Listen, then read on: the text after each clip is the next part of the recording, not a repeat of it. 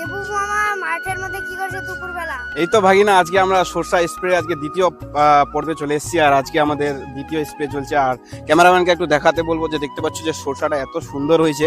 আর তার মাঝখানে আমরা আজকে মারবো কি তোমাদের সাথে সেটা শেয়ার করব।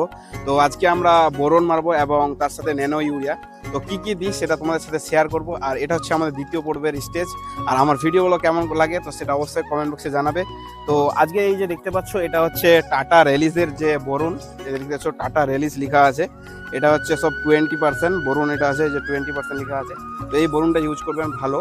তো এই বোরনটা আছে 50 গ্রাম, তো এটা এখানে দিয়ে দিব দেখতে পাচ্ছ।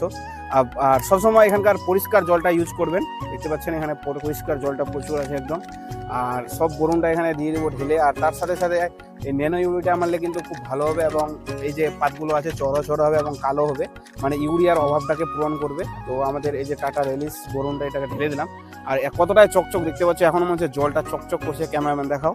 আর আমরা এই যে ন্যানো ইউরিয়াটা আছে এটার পরিমাপ আমরা কিন্তু এটা 20 লিটারের ট্যাঙ্কি, তো বললো যে 3 ml করে, তো 60 ml দিতে হবে। তো আমার যেহেতু ন্যানো ইউরিয়াটা 500 গ্রাম আছে তো একটু বেশি আছে, তো আমি একটু পরিমাপটা বেশি করে দেবো, মানে 80 ml দিব।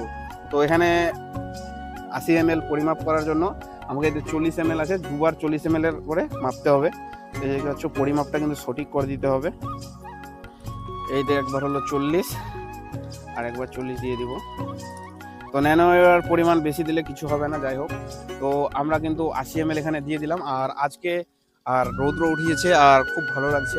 আর আজকে স্প্রেটা কেমনি হয় সেটা তোমাদের সাথে শেয়ার করবো। তো এই দুটো জিনিস তোমরা প্রয়োগ করবা, আশা করি খুবই ভালো লাগবে এবং গাছগুলো খুব সুস্থ সবল হবে এবং পাতগুলো চৌড়া হবে। আর তৈরিটা তো দেখতেই পাচ্ছ প্রচুর সুন্দর হয়েছে। তো ঠিক আছে, দেখে যাও ভিডিওটা।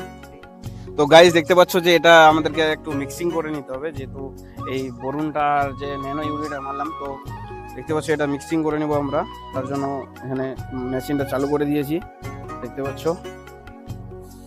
তো গাইস তোমরা দেখতে পাচ্ছ যে আজকে আমাদের স্প্রে পর্ব চলছে। আর এই সুন্দর সুন্দর করে আস্তে আস্তে কিন্তু স্প্রে করতে হবে, নাহলে কিন্তু এই গাছগুলো ভেঙে যাবে।